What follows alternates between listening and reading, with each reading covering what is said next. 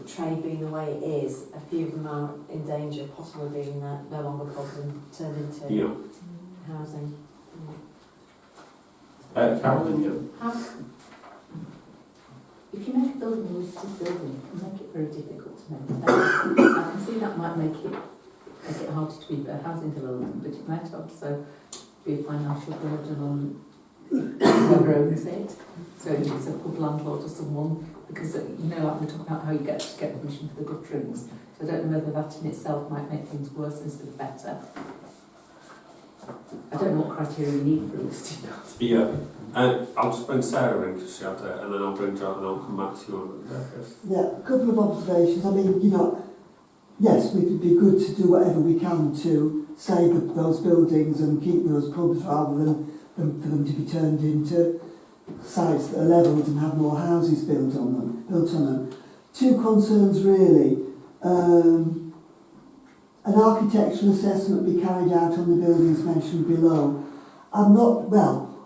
Firstly, I think that would be costly, and I'm not sure that the parish council can spend its funds on doing that. I mean, Gemma could find out, I'm sure, but I think it might be outside of what we can spend our money on. But I would expect how many buildings, it would be pretty costly really, and so before I agreed with that bit of it, I would want to know what the cost implications would be. And secondly, I certainly accept what Carolyn is saying about listed building status being helpful in one respect, but not helpful in other respects. Yeah. But my understanding is that, and I could well be wrong, that anybody can apply, put in an application. It doesn't have to be the builder's owner that applies for listed building status. I could apply for listed building status on your house, Martin, if I wanted to. I think. It's on the strata estate. Might not be so welcome. I could be wrong, but I think that's you're right, the Sarah, case. because there's a problem in Wales with loads of buildings being listed by people going around to That one. That's a bit much about that. I mean, you have to apply for it, don't you? But you can't I just don't do think it. Yeah. Would it be possible, instead of looking down the listed route, to try and get them registered as community assets in some way? So it might be cheaper and simpler, and then we've just got we've shown a degree of interest in preserving them as assets for the community, so whether that's shops or community drop-ins, pubs, whatever, but at least I think John wanted to speak, then I'll bring Susie in. I agree with you, Sarah. I don't think it's our remit to apply for, to spend a lot of money on architects' assessments and that, especially if we've not consulted with the people who currently own the buildings and maybe the heritage group within the village. I think we need to broaden the net out. Maybe this letter needs to be broadened out to other people who might have a stake in this, either the people who own the buildings, or the brewery who own the buildings, or the heritage group within the village, because I think we'd be sort of jumping the gun a bit to sort of react to this without that information. Yeah. Susie? Well, I was going to ask Stephen if he knew if any of them had blue plaques actually, and are they noted as... Well, the book we showed was a converted farmhouse, which I believe belonged to a farm called Topham, around about 1775.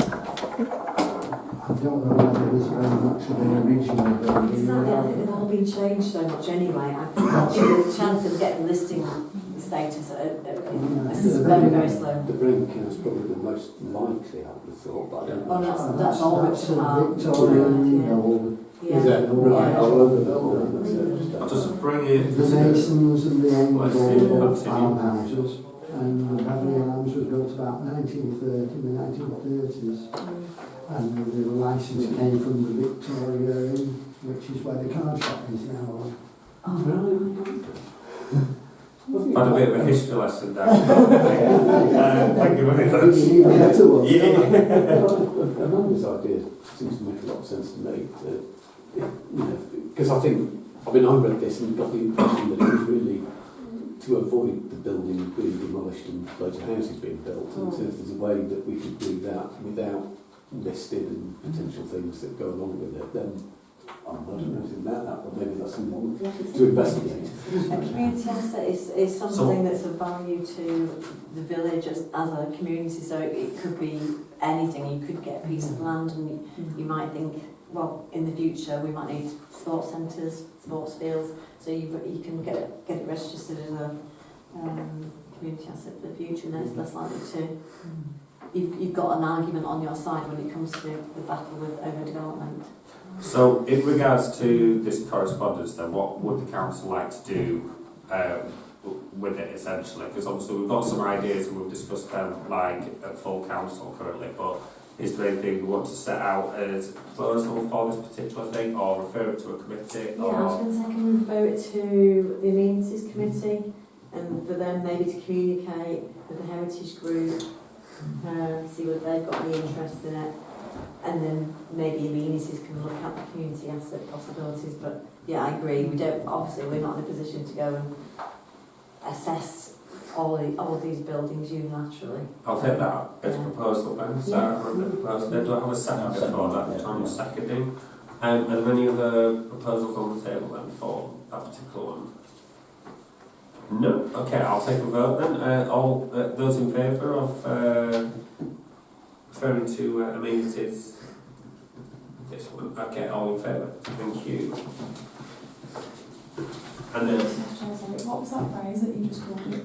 Community asset. Community asset. I just wanted to have a look into What it. conflict doesn't exist? Sorry, no. Extracted from Yeah. mine. I think you do. I think it's a real thing, yeah. alright, so that's all the correspondence. Yeah. Okay. So that brings us then to item 17, which is a motion by Councillor Sherritt.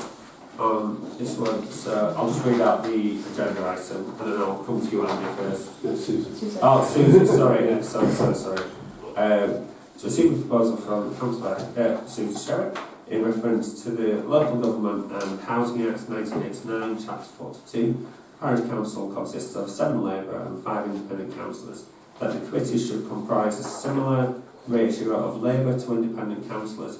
Additionally, that as this would mean a number of 2.5 on committees, due to their size, that some committees may comprise 2 independent 4 Labour councillors, and some committees may comprise 3 independent councillors to 3 Labour councillors. In order to ensure that across the committees there is a proportionate number of each political group of councillors. When speaking of committees, this also applies to subcommittees and working groups. I'll come to you first then, Susie, if you'd like to speak on the proposal. Well, I think you also have got the information from the YLCA that Gemma's obtained, in that it isn't a duty to allocate seats like that in the parish council. But there's a note from the Good Councillor's Guide that we have, which is in the toolbox section under hazards, and it says the council will have difficulty if it allows one person or a small group of councillors to dominate its work. And out of the 12 Ackworth parish councillors, the same 3 councillors are on 6, 6 and 7 respectively of the main committees and working groups. So in other words, they do dominate the committee structure of this council, and a recommendation is made to the main council. The same 3 councillors largely chair all of those same committees. So considering the size of the independent vote in Ackworth compared to the Labour vote, it would seem good practice, both in following the Good Councillor's Guide and also in accordance with the vote ratio, to allocate spaces on the committees as suggested in my proposal based on the law for larger councils, in the hopes that it would also mean that some Labour councillors and independent councillors who are all but redundant from the committees also participate in the ideas and creativity of the council going forward. I propose this is adopted for any committees and working groups set up going forward from now and into each new council year. As pointed out, it's not a duty at parish council level. However, with regard to the Good Councillor's Guide, the committee system in Ackworth PC is somewhat unbalanced according to that definition. Yeah, thank you for that. And I have got, if anybody wanted it, a printout of who is on each of the committees and what committees they're on. Yeah, thank you. How Well, many committees they're on, sorry. When I read through your proposal, that one of the things I checked straight away as well. Thank you. Can I just can I get a seconder first of all for Susan's proposal? Yeah, thank you. I'll move to comments and questions then on that proposal. Carol, is Correct. first. This might be a really stupid question, and I may have totally misunderstood what the word independent meant. So you're not independent individuals, you're part of an independent party. No. Right, so, okay. It isn't a political group, that's why I put it in inverted But that's why I'm commas. asking the question, Yeah. because it made it sound like the Labour Party or the Conservative Party or the Independent Party. So you are individuals, not as part of a combined That's party. right. That's Yes. okay. So I just I checked couldn't my think of understanding. another way of describing Yeah, it. it's okay. I just didn't know if I've been really stupid. Any other comments or questions? Sarah? Yeah, I just want to make a similar kind of comment really, because, you know, Labour councillors were identified, we identify ourselves on our election material, and unless although it's not mentioned in the note from YLCA, the section 15, which I did find and read, refers all the way through it to political party, political party, political party.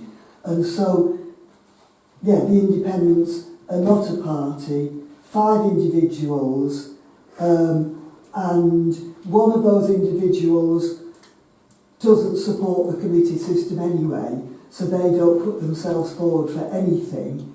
So, you know, I don't quite know where that fits in the situation. But certainly I don't see how we can have representation of 5 different individuals if it was a declared, registered independent party, which there are in some areas, do have independent parties who, you know, openly I know you've got community-minded and Oxford, for example. openly work together and present themselves as a group, then I'd have some sympathy for it.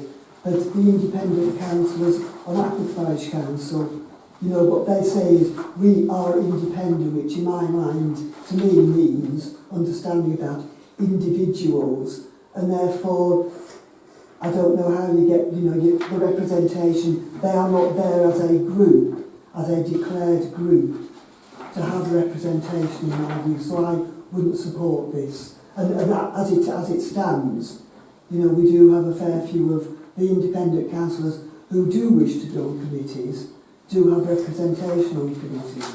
So for that reason I would oppose it. Yeah, thank you for that. Any other comments or questions?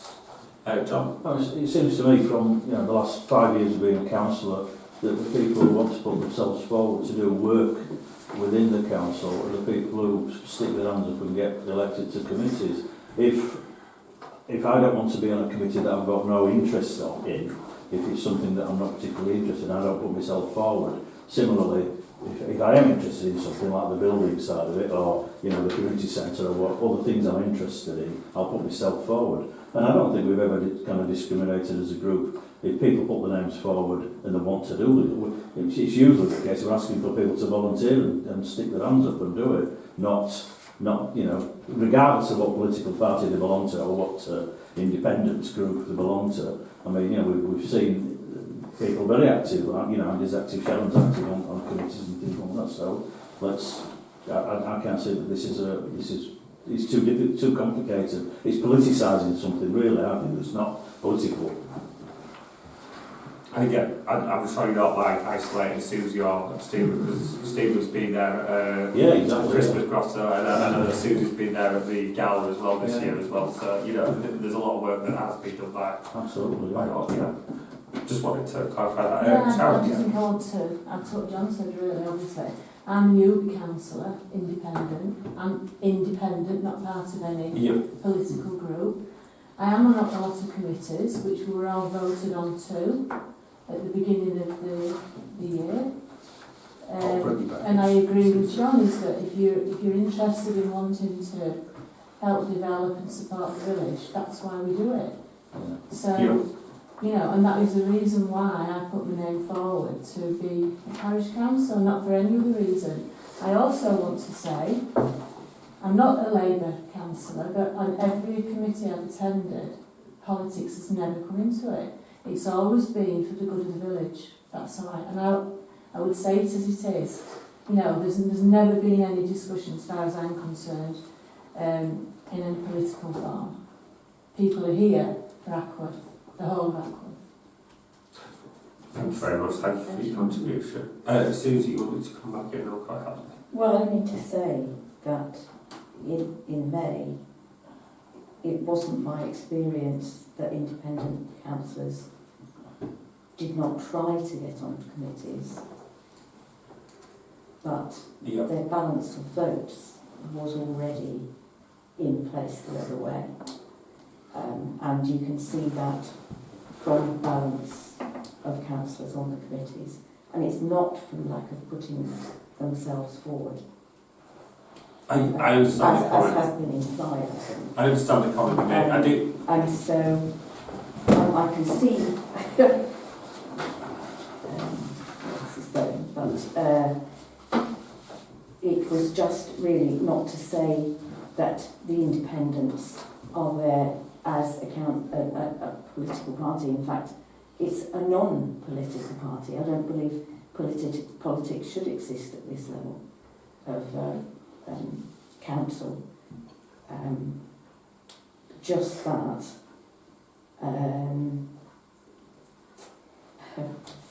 it is a fair way of determining things.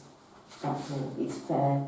And at the moment, if you look at this guide, which presumably we are supposed to, you know, take a gander at now and again, that if you look at the balance of people on those committees, there are 3 to 4 people who are on the majority of them, and very few others on the others.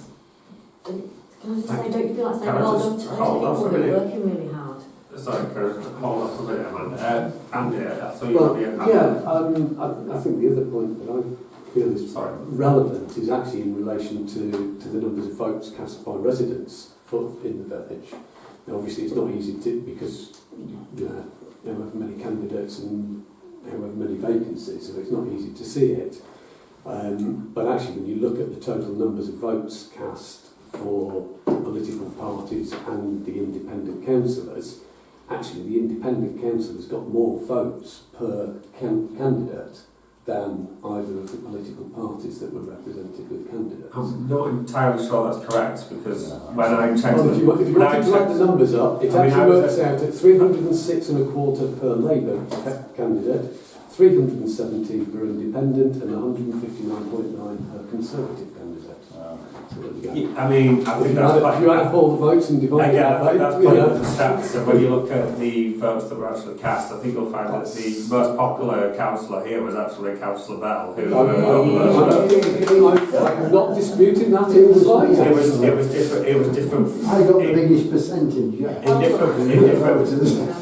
Yeah, but again, like I've said, so I got the biggest percentage for the vote. yeah, no, but you can look at percentages, you can look at actual votes cast. If you're in an actual large award where there's more elected, you'd actually go You to get get more more numbers. votes. But you're going to get a smaller percentage as well. So again, all I'm saying is you can play with those figures and stats all you like. I remember when people played them against me last time, and I actually got those votes, but it doesn't matter about that. Everyone's been elected, you know, that's here.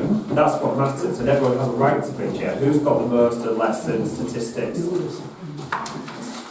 So I'm just going to comment first of all, as well, on the proposal, because I do think that there's also practical things that do need to be taken into consideration. So, for instance, when you have a new council, you've got committees that need to continue some of the work that they're doing. So it might be that in the first year there might be previous councillors that have stood that might continue. When it comes to May, when the committees are re-elected, there might be a change in terms of what councillors are on, and those ratios may change again. We're only in the first year of this council, so of this new council, so I do think that it's a little premature to sort of like say that it's been totally unfair so far. Well, it's not that new a council so far, and certainly I think everyone is making their contributions and everything like that. Carol? What I was going to say is that it's actually irrelevant proportionality, because if they vote for independent as individuals, the independent vote doesn't matter overall, because it's the different things. I also actually think that the politics is irrelevant to what we're doing in a village council, and that for everyone it's just about doing the best they can. Yeah. Thank you. Okay, so we've got proposal and second. I'm going to move to a vote on this proposal then. Can I get votes in favour then, please? Those in favour? 3. Votes against? 7 against. That proposal's then. Excellent, thank you. And that's the last item. And thank you very much. And thank you for the discussion on the last item as well. It's good to have debate on it. Thank you. Yeah, thank you very much. Very good. Yeah.